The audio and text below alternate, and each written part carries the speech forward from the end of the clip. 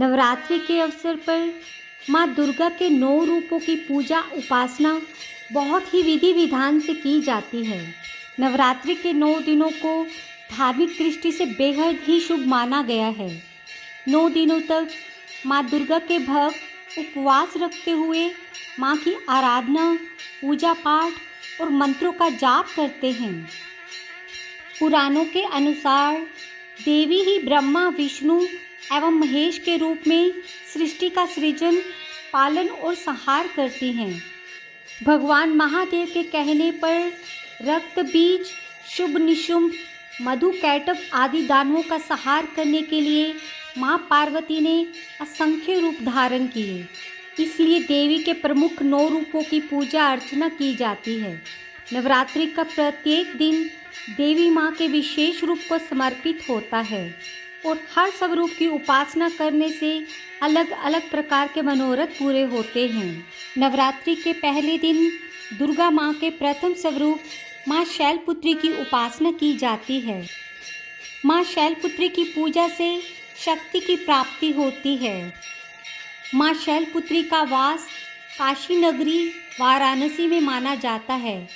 वहाँ शैलपुत्री का एक बेहद प्राचीन मंदिर है, जिसके बारे में मान्यता है कि यहाँ माँ शैलपुत्री के सिर्फ दर्शन मात्र करने से ही भक्तजनों की सभी मुरादें पूरी हो जाती हैं।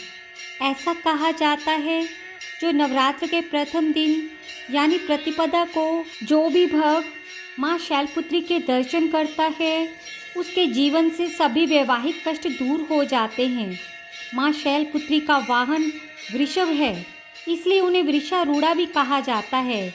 इनके बाएं हाथ में कमल और दाएं हाथ में त्रिशूल रहता है।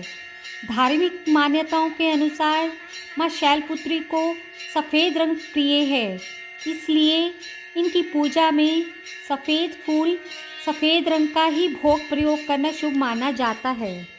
तो चलिए जानते हैं माँ शैलपुत्री के जन्म की कहानी। पर्वतराज हिमालय की पुत्री होने के कारण इनका नाम शैलपुत्री पड़ा। अपने पूर्व जन्म में ये प्रजापति दक्ष की कन्या के रूप में उत्पन्न हुई थी। तब इनका नाम सती था। इनका विवाह भगवान शंकर जी से हुआ था।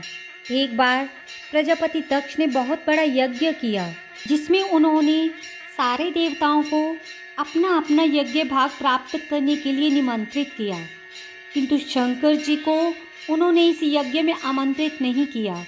सती ने जब सुना कि हमारे पिता एक अत्यंत विशाल यज्ञ का अनुष्ठान कर रहे हैं, तब वहां जाने के लिए उनका मन व्याकुल हो उठा। अपनी ये इच्छा उन्होंने भगवान शिव को बताई। भगवान शिव ने कहा, प्रजापति दक्ष किसी कारणवश हमसे रुष्ट हैं। अपने यज्ञ में उन्होंने सारे देवताओं को निमंत्रित किया है, किंतु हमें जानबूझकर नहीं बुलाया है। ऐसी स्थिति में तुम्हारा वहां जाना किसी प्रकार भी श्रेयस्कर नहीं होगा। शंकर जी के इस उपदेश से देवी सती का मन बहुत दुखी हुआ। पिता का यज्ञ देखने वहां जाकर माता और बहनों से मिलने की उनकी व्याकुलता किसी प्रकार भी कम ना हो सकी। उनका प्रबल आग्रह देखकर शिवजी ने उन्हें वहां जाने की अनुमति दे दी। सती ने पिता के घर पहुंचकर देखा कि कोई भी उनसे आदर और प्रेम से बातचीत नहीं कर रहा है। केवल उनकी माता ने ही स्नेह से उन्हें गले लगाया। परिवार के इस व्यवहार से देवी सती को बहुत कलेश पहुंचा। उन्होंने ये भी देखा वहां भगवान शिव के प्रति तिरस्कार का भाव भरा हुआ है। उनके पिता दक्ष ने भी उनके प्रति कुछ अपमानजनक वचन भी कहे। यह सब देखकर सती का हृदय ग्लानि और क्रोध से भर गया। उन्होंने सोचा कि भगवान शंकर जी की बात ना मानकर यहाँ आकर मैंने बहुत बड़ी गलती की है। वह अपने पति भगवान शिव के इस अपमान को सहन ना कर सकी। उन्होंने अपने उस रूप को तत्काल वहीं योगाग्नि द्वारा जलाकर भस्म कर दिया। वज्रपात के समान इस दारुणम दुखद घटना को सुनकर शंकर जी ने क्रुद्ध होकर अपने गणों को भेजकर दक्ष के उस यज्ञ का पूर्णतः विध्वंस करा दिया। सती ने योगाग्नि द्वारा अपने शरीर को भस्म कर अगले जन्म में शैलराज हिमालय की पुत्री के रूप में जन्म लिया।